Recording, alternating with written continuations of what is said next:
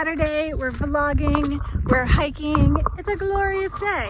I thought I would take you along for my day today. I have to do kind of a lot of shopping, which is not a normal thing for me as a minimalist, but I gotta get a wedding present, Mother's Day present. I wanna try and thrift some chairs for our backyard, so got a lot going on. Oh, that wind though. I'm sorry if it's loud.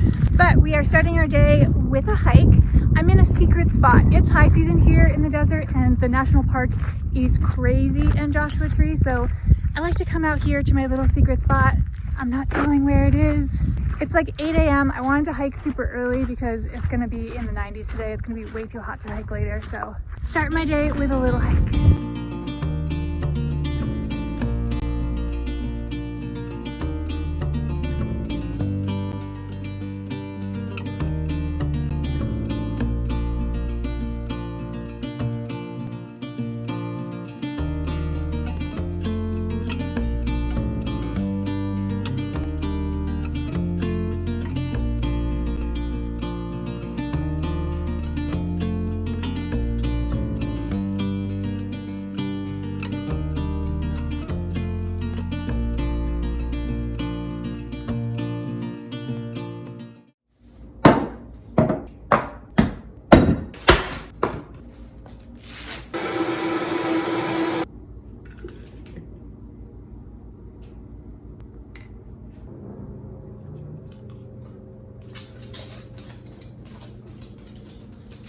Did you just leave your spinach on the carpet?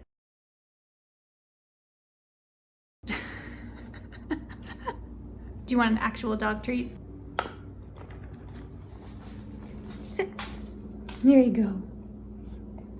All right, I'm home, I showered, put on an outfit, drinking a smoothie, and I'm about to head out. I think I'm gonna try and get the wedding gift and the Mother's Day gift and cards first, because I know exactly where I want to go to look for exactly what I want, and then go thrift shopping for the chairs after that. I'm also mildly on the hunt for another top kind of like this kind of flowy, very lightweight, open sort of top. This is all I want to wear here when it gets hot out, and just this week it started getting like up into the 90s and I'm like, I need more clothes like this. But before we go, let me put this smoothie down. Chips, don't touch that, okay? Good girl. Okay, let me actually show you the outside. I want to show you the fire pit and the chairs that I'm looking for to go around the fire pit. Let's just go outside real quick. So this is our little fire pit. We have that bench, which is great, but I think I want like maybe 2 more chairs.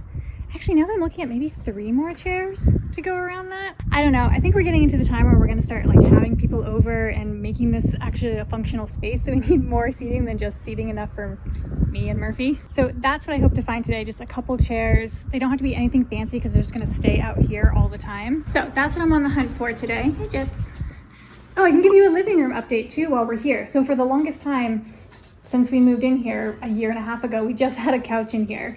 And so we just started getting a couple new pieces, kind of for the same reason, like things are opening back up, people might be coming over, more people might need to sit in our living room. So we did get a chair. We have a couple pillows that you can sit on the floor and a little table that we've been using. But we have a bigger coffee table coming, so it's like a circular table. So I think that's coming in like 2 more weeks. I don't know, we ordered it like 6 weeks ago already. It's taking forever. So finally getting a few more things in the living room, so hopefully people can sit here. All right. I'm gonna head out. I'm gonna bring my smoothie with me because honestly, it takes me a lifetime to drink a smoothie, forever. And I kind of need to get going. I've had sort of a slow morning. So, smoothie on the road, here we go.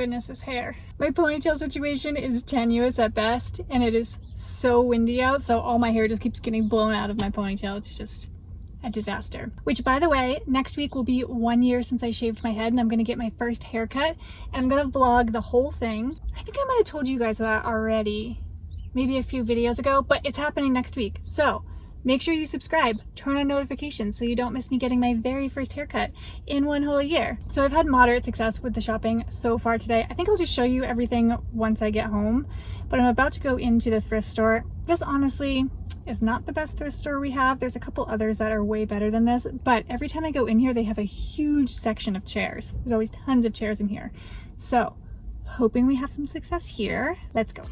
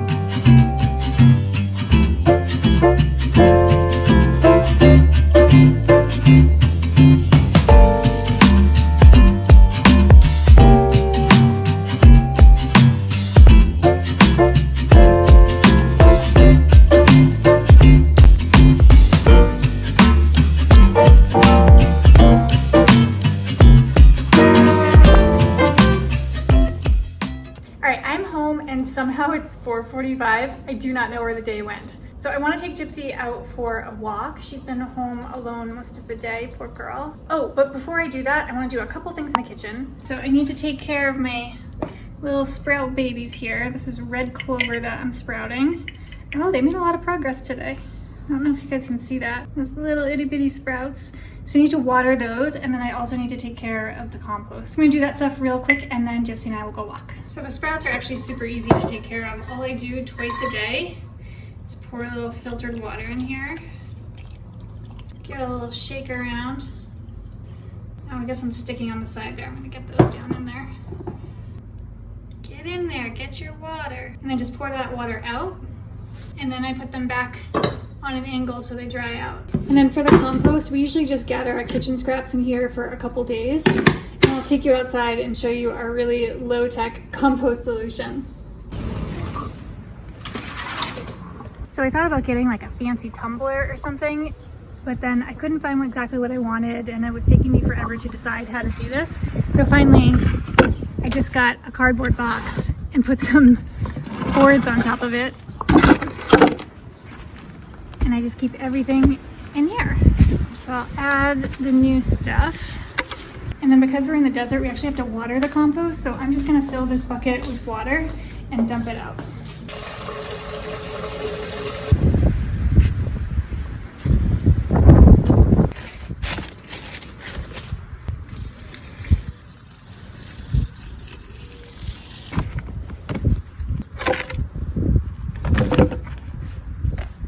So nothing fancy, it's super low tech. The next time I go out, I'll probably add a little bit of brown to it, so paper, leaves, that kind of thing. And then once a month, I just take a shovel and turn it over. So if you're thinking about starting composting, but you're intimidated by it, don't know what to do, don't know what to put it in, just get a cardboard box and start throwing kitchen scraps in there, and then put some leaves on top, and magic will start to happen. It's amazing. It's way easier than I thought that it would be. Okay, time to take my little gypsy girl for a walk, and we will see you in a little bit.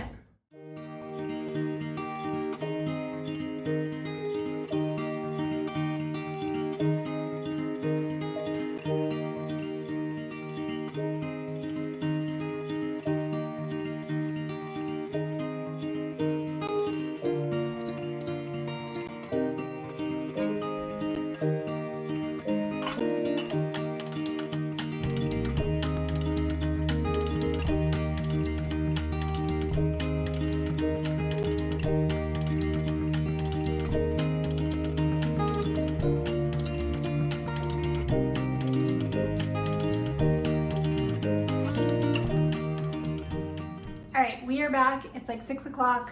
I'm realizing that I drank one of these this morning when I first woke up of water, like a liter, maybe at 6 a.m. And I've drank nothing since then. I had like a tiny bit of water on the hike, but that was it. So chugging water. Oh, that's nice. And I think I'm gonna sit for a little bit and eat. So earlier when I was out, I got some takeout from Natural Sisters Cafe. And I love it because they're always so accommodating to my request for plastic-free takeout. And we honestly don't eat takeout that often, but I get this particular salad probably once a month, maybe twice a month. I love it. It's like a regular salad, but then on top they have like quinoa salad and curried rice, and that's a tofu salad. It's so good. So it felt like the perfect night to get takeout. Murphy has a course that goes till like 7, so he won't be home till 8 or 8:30, so I thought I'd just get a little bit of takeout for tonight. And I know I said I was gonna walk you through everything that I bought today and the whole shopping experience, but honestly, I'm a little bit fried. I'm ready to sit down and just relax a little bit, so I'll do that tomorrow. So for now, I'm gonna sit, relax, eat, and I'll see you tomorrow, which in video time is like 3 seconds from now. All right, it is the next day. Yes, I am still wearing the same top. It's hot and this is all I want to put on my body. So before I end this vlog, I just want to show you some of the things that I bought and just talk through some of my process and how I approach gift giving as a minimalist. So first off, I just wanted to share some of the cards that I got. I love sending and receiving cards. I feel like it's a great way to make someone feel special and celebrated without having to send them a physical gift, because it's a lot of effort. You have to get a card or make a card, write in it, stamp the envelope, go to the mailbox or go to the post office. Like, there's a lot of steps involved. It's way more thoughtful, I think, than just a text message. And when I'm purchasing a card, I always like to buy ones that are more sustainable if possible. Ones that are crafted by artists or even local artists are great. So 3 out of the 4 cards I bought are actually these seed cards. So you can plant them in the ground and they'll grow into flowers. I don't know if anybody's actually gonna do that when I send them this card, but I love that. So the card itself almost becomes like a gift. It's almost like you're giving somebody some flowers. So these cards unfortunately do come in a plastic sleeve, but there's a little sticker on here and it says who they're made by and a photo of them. I don't know, I kind of love that. You can like actually connect with the person who's making the product that you're buying. So these cards actually came from the second shop that I went to. It's called Coyote Corner if you're ever here. It's pretty touristy. It's like right by the Joshua Tree Visitor Center, but they have great cards. So I got this one, which I haven't decided if this is gonna be the wedding card I need or the Mother's Day card.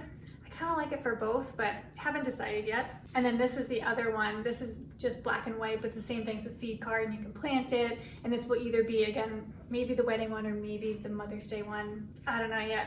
I'm on top of it and I already bought a Father's Day card as well. And then the last one, it's not a seed card. It's just this cute little thing. It's printed on recycled paper. It says, "I'm so proud of you." It's for my friend who's graduating with her master's in a couple weeks. So again, I just like to make cards really, really special, both in what they are and what I say inside of them. I just think it's a thoughtful and really personal way to acknowledge somebody. So the gift that I was looking for my mom for Mother's Day that I was unsuccessful in finding was a plant. I love giving plants as gifts. They're full of vibrancy and energy and life, and I love handing all of that to the receiver. Plus my mom in particular, and well, really my sister, they both have super green thumbs, so I feel like I'm giving them something that's going to thrive and have a great home, and hopefully something that brings a little joy and life to their house. But I just wasn't really finding anything that really spoke to me. I also wanted to be able to ship pretty easily because it's gonna have to go all the way across the country. So I don't really know what I'm gonna do. Mother's Day is a week from today, so I kind of need to decide